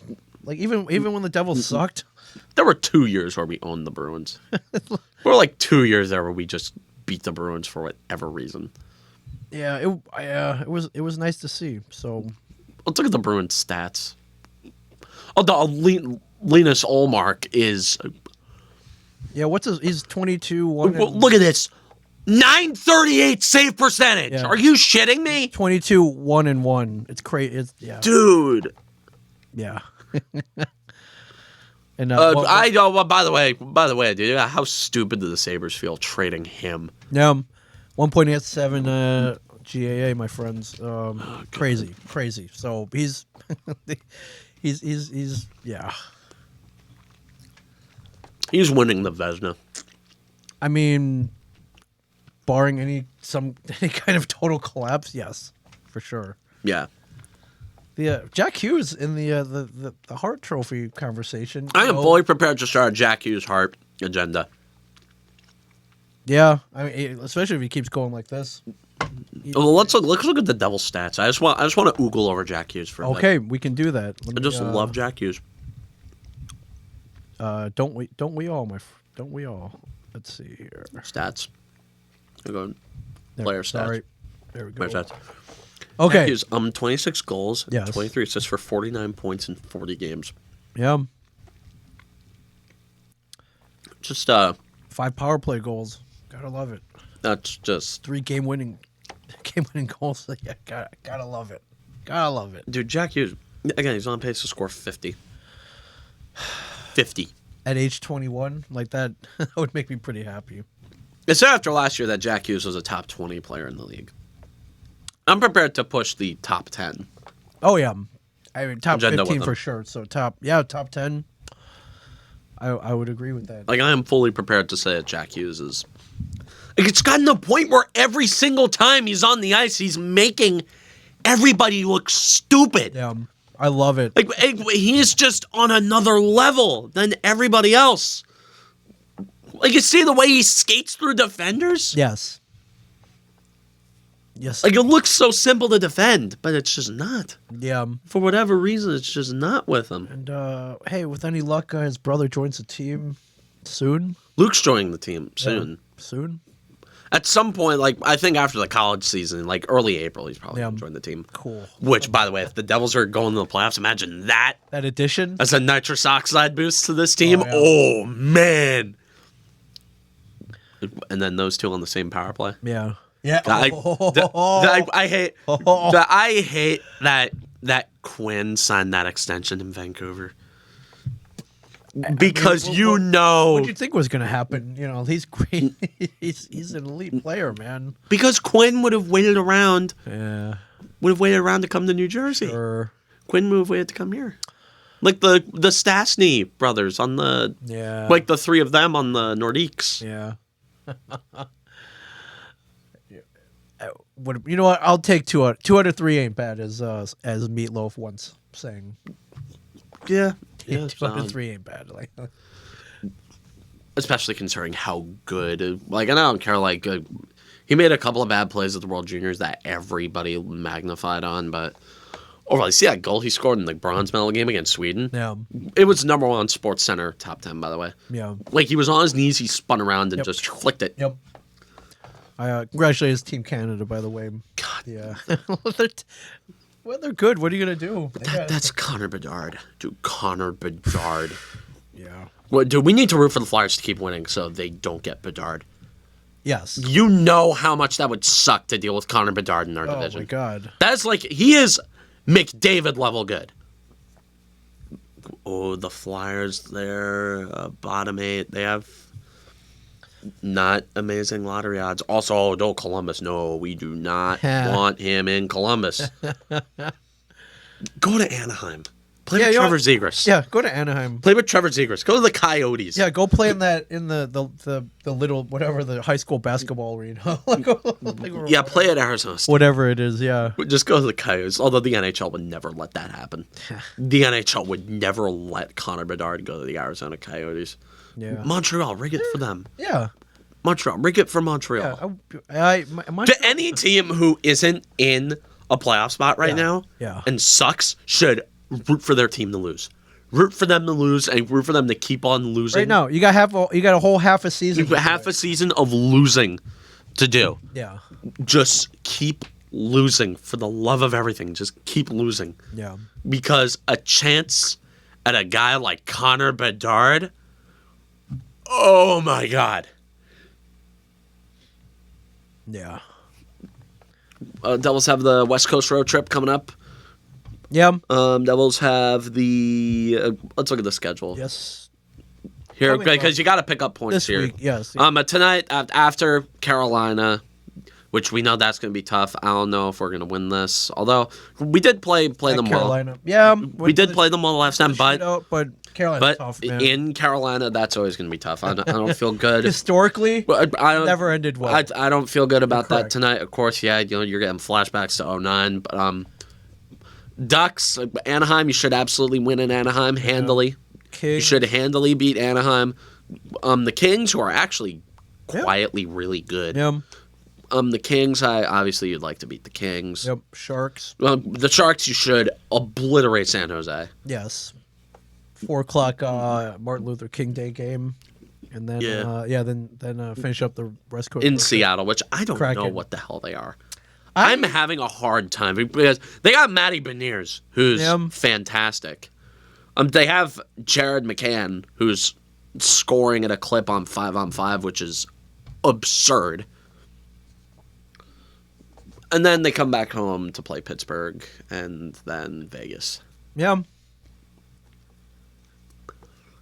And then there's a bit of a Central Division road trip where they end off the month with Nashville and Dallas, and then I assume we go in the. Do we go in the All-Star break after that?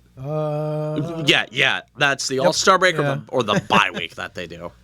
Yeah, which Jack Hughes in, and then Jack Hughes in. The campaign for Heischer. For Heischer and Bratt. I honestly, Jesper Bratt has a bit more of a campaign because of the whole Bratt pack. Yeah, because Jesper Bratt is a cult. It's got a cult. Yeah, that has people willingly saying Jesper Bratt is the best player in the NHL, which he is, by the way. Yeah. I've been a part of the Bratt pack for the last year and a half. But I've known. Don't brag about. I have met the guy. Not in person, but I have I did an interview with him for CamilleShow.com, which you should absolutely check out. Yeah. Definitely check it out. I'm in his spaces whenever I can be because he's a nice guy. I know him. He knows me. So by name. Right. By name we know him. That's cool. So we should go to one of these meetups one day. The Bratt Pack meetups. That would be awesome because it's a rowdy bunch. It's a whole section. Yeah. And then when they went on the ice, and this is in the midst of the 13-game heater. Yep, so I saw the group shot. Yeah, it was cool. And then Jesper Bratt came on the ice, in a suit and tie, and everyone was like, "Hey guys!" It looked like he was a presidential candidate. It looked like he was a candidate for office, right? And there were literally fans chanting, 8 more years, 8 more years, 8 more years," and it was literally like a president. Yeah. Well, we'll see after this year, this season. I think they're gonna lock him up. Okay, they're gonna lock him up. They better. They better lock him up. They'll lock him up. The Devils have, for their hockey people have good heads on their shoulders. I've always never had a lot against the people running the Devils the last few years. Right. It's I know what they're doing. They're not bad at what they do. It's Tom Fitzgerald. We don't know how good of a drafter he is yet because we don't know. We're not going to know, how these guys turn out for another 3-4 years. Especially the late round picks, which is really what you hit or miss on. Right. Although I will say, Ray Shero, solid drafter, aside from the god-awful 2015 draft where we picked Pavel Zacha. Yeah. Well, we got Eric Hall out of it, so... Yeah, Eric Halla. Oh, friggin-tastic. Yeah. As for what this team could do with the trade deadline, I don't really think I know they want to move people. They got a lot of people they want to move, whether that happens or not. I mean, they. Although the Devils, they're not in a position to sell, not anymore. Yeah, you're right. Would they trade Eric Holla? The only two guys I could see them trading would really, honestly, be Eric Holla and Tomas Tatar. But the Devils aren't in a position to sell anymore. Yeah, and I feel like if the Devils were to sell, it would be a very unpopular move. Right. I say you don't buy, don't sell, sort of stand pat. Because you don't rent pieces to make the playoffs. You rent pieces at the deadline because the trade deadline in hockey works very differently than that of baseball. Than that of baseball. Because hockey, the value is so much different. Right. Like first round picks aren't super duper valuable, and like third round pick, the value of draft picks after the first round falls off a cliff. Right. It's like it's so hard to hit on prospects. So, like if you're going to trade picks or prospects, you're going to trade them for people who are going to put you over the top. Right. Really. And the Devils aren't in a position where they can mortgage a bit of their future to push themselves over the top because we still need to see if they're going to make the playoffs, which it's like we're sort of 50-50 at this point, especially in this division. And we do have we are around like 8 points up on the wild card, which that's a good thing. It's good, but that can evaporate very quickly. Yeah, that can evaporate very quickly. Very yes. quickly. As we saw in the last month, they were leading in the division by like 10 points, and then they started losing, and Carolina started winning, and neither team really stopped doing Rangers what they were doing. Winning, Teams started I hate this division. Yeah, they get I always knew from like an outsider's perspective that this is a very competitive and very brutal division that doesn't have any margin for error. But really experiencing it firsthand this year, that really makes you think. Yeah. Like, you really know that this division just sucks. Well, they don't suck. No, it sucks to be. Though, it sucks for us to be in, and sort of, again, every point matters. So when you have stretches against teams that you got to beat, like this West Coast road trip, like teams that you should beat. That's why I was so livid about losing to the Blues. As I'm like, dude, you're not going to get many opportunities to get an easy 2 points like that. Yep. Especially not even taking it to overtime, where you could get the pity point. Yeah. This is a very winnable set of games coming up. You should beat Anaheim. You should beat San Jose. Don't know about Seattle. Don't know about LA. But again, if you're a good team, you should beat the good teams. You should beat the Rangers. If you're going to go up against the Rangers, you should have a good chance to beat them. And they did beat them. Going up against the Hurricanes, you should scrape a couple of points off the Hurricanes every once in a while, and this seems like a solid opportunity to do so. The Ducks, you should obliterate the Ducks. I went through this before, but should is the the key is should. Should is the word. Don't leave points on the table like you did against St. Louis. Yeah. But just don't have a game like that ever again. I was furious during that game. I was above and beyond angry. Yeah. Yeah. Well. Yeah, just awful.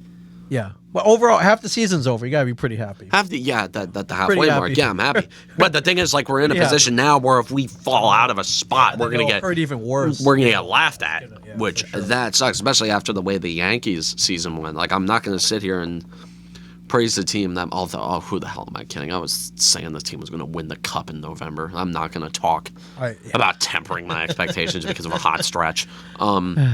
Yeah. Well, hey, I think this team has negatively regressed, and then after losing all that, I think they're sort of going to positively regress.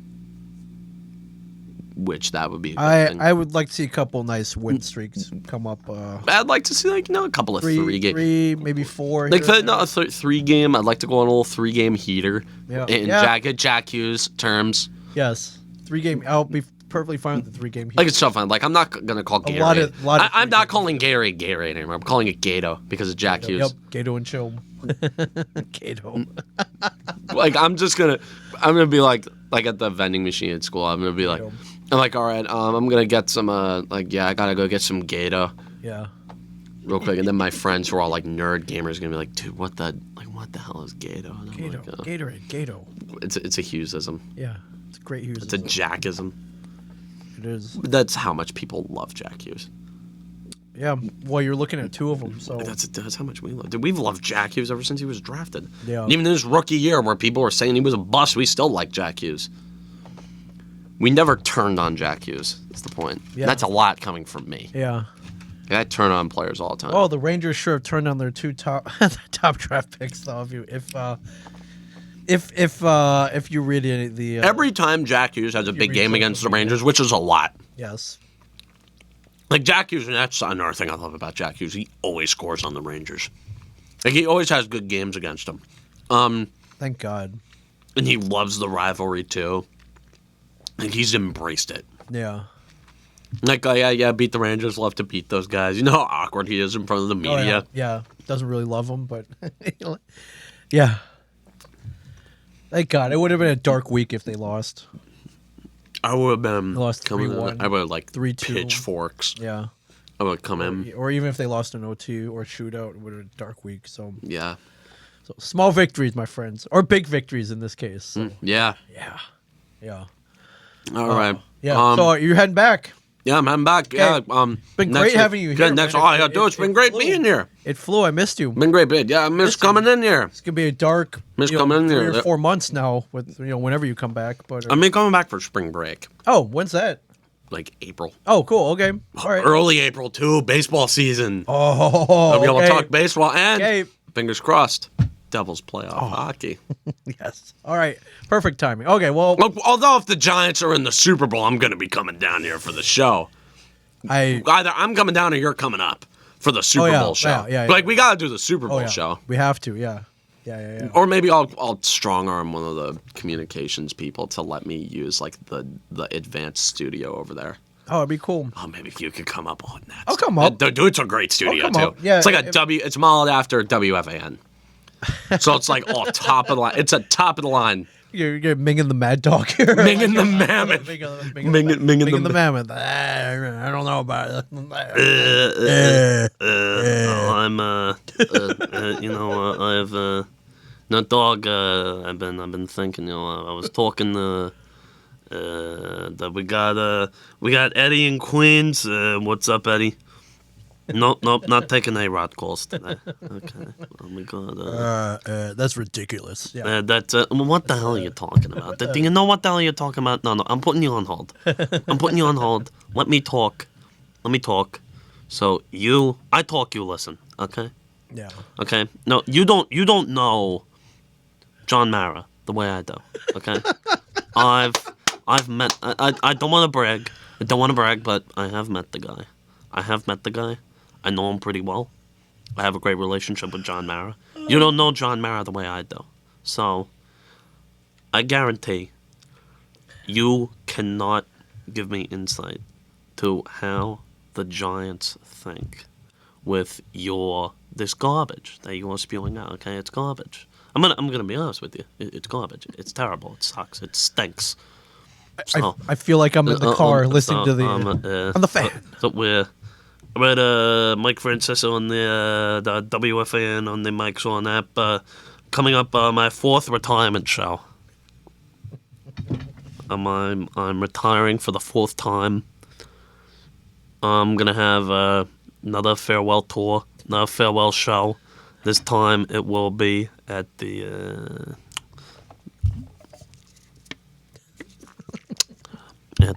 Radio City Music Hall. I'm going to have guests like Jim Nantz. Jim Nantz, he's going to be there. Great friend of mine, Nantz. Nantz is going to be there. He's going to be a guest. Dog is also going to be there. None of the other buffoons from this station, like Boomer or Craig, they're not going to be there. They're terrible. And Tom Coughlin is going to be there.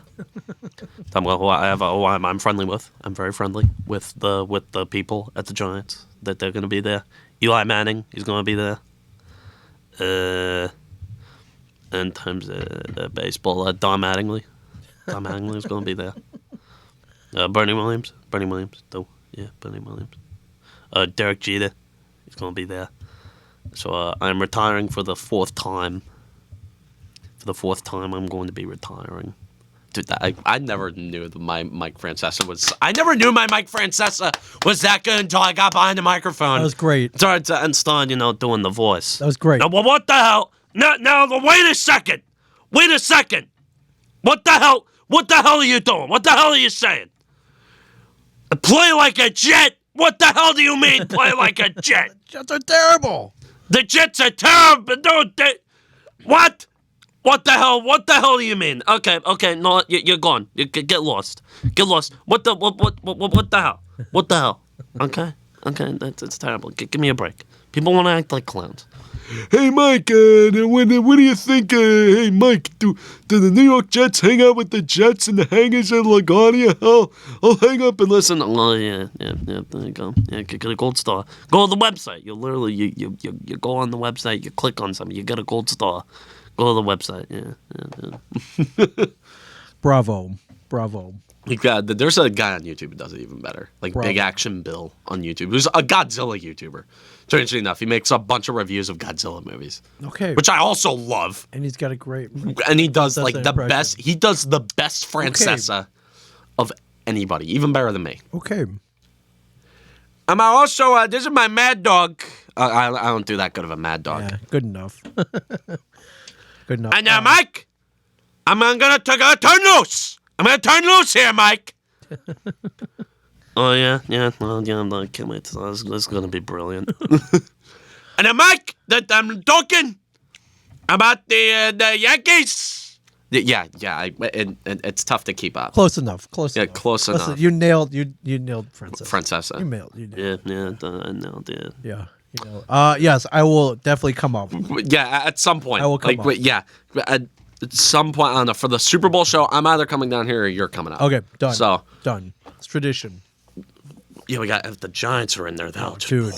Oh. If the Giants are down there, I'm gonna be down because I'm gonna watch it. I'm like gonna watch it with my family, so I'm gonna be like if a team other than the Giants are in the Super Bowl, I'm just gonna say it's cool. But if the Giants are in the Super Bowl, that's like a that's like a huge deal with my family. They win. So, We're going to that parade. We'll bring a recorder with us. We'll if they win, if they win, I'm going to the parade. Oh yeah. If they win the Super Bowl, I'm going to the parade. I am absolutely. We're recording from there. Recording like a little bit. Yeah, no, we'll bring a recorder with us, man. Like we'll totally, we'll capture reactions. Well, no, I'm gonna have to like, if the Giants are in the it. Super Bowl, I'm gonna have to email the professors with my Monday classes. And I'm gonna be like, yeah, I'm gonna be. I'm not gonna be in. Yeah, I'm not gonna be in on Monday because I'm gonna be too busy recovering from the night before. Yes. Whether one result or the other, I'm gonna be too busy recovering. Right.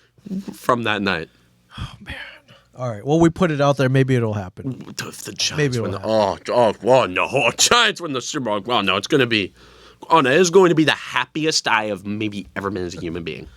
Okay. That'll be the happiest I will ever be as a human. That'll be the best week of my life. No, it's still the best moment of my life was the Giants winning Super Bowl 46. Sure. 7 years old, I have never hit a level of happiness. Yeah. I haven't hit a level of happiness as that. If they beat the Bills in the Super Bowl. No, I said this last week. I don't want to beat the Bills. Okay. So I don't want to, not DeMar Hamlin. I don't want to do that to the Bills. Okay. Not right. again. Okay. Not again. I'd like to, beat like the Chiefs. Okay. I'd like to beat Patrick Mahomes. I'd like to beat. I'd like to beat. I'd like to beat the Bengals. I'd like to beat Joe Burrow. Okay. I'd like to beat anybody other than the Bills. Okay. Because I don't want to do that Well- to the team that has DeMar Hamlin. I can't. I don't want to. Sure, I'd be rooting for the Giants. Obviously, if they made it to the Super Bowl and they happen to play the Bills, Right. Like I'd be rooting. Oh no, I'd be I'd be a Giant fan, Giant all the way. But it still would be. Okay. Well. Wouldn't feel as good. It would feel bittersweet All in a right. way. Well, let's not get ahead of ourselves. Like I'd like to be One game at a time. I'd be fine with beating Jacksonville. Honestly, the team I want to beat the most in this play. Honestly, I'm just concerned. I'm just happy that we got there. Yeah. If we lose on Sunday, so be it. Okay. If we lose on Sunday, I'm like, hey, They made this is the a playoffs. lot, so much to be proud of with this team. I am so proud. First time in over a decade that I can say I'm genuinely proud of the Giants. I'm genuinely proud. That's a long time. I have worn so much Giants crap on campus in the last season more than I have in the last 10 years. Right. Like I'm wearing my Eli Manning jersey. I'm like, hey, I gotta get a jersey of someone on this team. Oh, A Danny Dimes jersey. yeah. A Daniel Jones jersey seems like a safe bet. Like Right. if Daniel Jones wins this game, I am absolutely getting a Danny Dimes. I've more thought honestly. I'm like I might get an Andrew Thomas jersey. Wow. No, the left tackle. Wow. My dad tried like a lot for Christmas. I asked my dad for a Jonas Siegenthaler jersey. Yes, and I don't think you got that, did you? I didn't get a Okay. Jonas Siegenthaler jersey. Okay. No, very sad. Very, very sad. Why are you going to? I'm looking up how much. Why jerseys are you going to China? Why are you going to China? China's terrible. We don't like China. I'm not getting Chinese knockoffs. They're $18. Come on. 18 They're $18. bucks. But it's still a Chinese knockoff jersey. They're all made in China. What do you want? What do you want? No, but For like 1/10 the price? Come on. Come on. All right. Well, well, you may be getting that jersey. You didn't say where it had to come from. no, but people Does it have would to be know. People would know. People would be able to tell. You know what? I might order from this site and we'll do a side by side and we'll see if you can tell or not. They're Yeah. pretty close, man. We're pretty close. But people would be able to tell. In some way, they'd be able to tell. We'll see. For $20, I think it's worth it. They're still selling Kadarius Toney jerseys. Yeah. Anyways. Oh, by the way, if you want a Crab Twins jersey, I think they're still on clearance right now until they take. They're still on. Until they change it on the site. Yeah. Yeah. So just saying. Oh, they- I have an idea for a present I could get for my friend who's a Mets fan. Okay. A Carlos Correa Twins jersey. Yes. They were on clearance. I wonder if they've changed it. Well, let's check here. Carlos Correa jerseys. They bumped it back up. Oh, it was literally it's at 120 right now. It was $47 this morning. It's literally $47. Oh, lame. I could get him a Wow. jersey though. Can you imagine they called the IT team like, quick, take that sale off. Like, Quick. That's hilarious. Wow. Well, if you had some foresight, you could have gotten a Carlos Correa authentic jersey Yeah. for less than $50. This I would have gotten it from my Mets fan friend Yeah. who was miserable. yeah. Well, it's all about timing, my friends, and Yeah. you snooze, you lose. All Anyways, right. Anyways, well, we'll be back for the Super Bowl special, obviously. Maybe, like, if the Giants win if somehow the Giants win the conference, maybe we'll find a way to do a show for that. okay, Obviously, I'm gonna play it by week. okay, cool. Obviously, maybe, I don't know. I do have a class in a building that is very accessible for me to get into a nice studio. So cool. maybe if I could, talk to the right people, and maybe something could work. Drop the right names, yeah. But anyways, you for the near future, for the two people who watch this channel, obviously I'm going to continue Woolly Mammoth Wednesdays on WIUR. Yeah, check that out, definitely. Definitely going to continue calling games for Iona Esports. That's the thing that's going to happen. But if you're more focused on like my talk, like just me talking about sports, WIUR, Gales Radio, Woolly Mammoth Wednesdays, every Wednesday afternoon. I'm assuming it's going to be every Wednesday afternoon still because I don't have any classes on Wednesday afternoons. So that should be a very easy thing to work out. I'm still going to be doing content. Obviously, I'm still going to be tweeting like an idiot. Yeah. At Cam Woolley Show, everybody. I am talking about something with somebody about some other content in the written format, but I can't leak anything outside of that.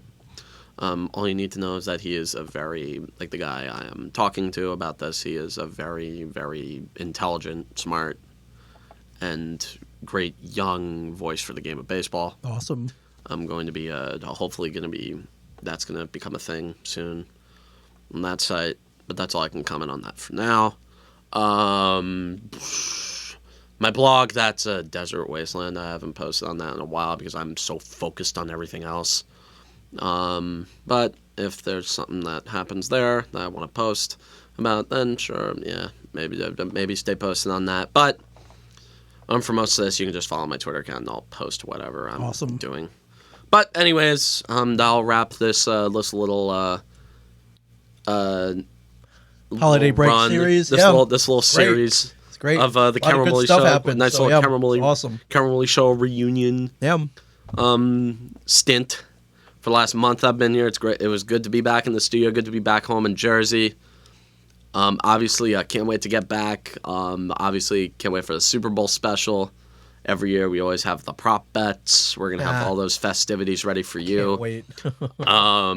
But anyways, as always, from Ming Chen and the Shared Universe Podcast Studio, I am Cameron Morley, and as always, as that branding says over there, stay classy, New Jersey.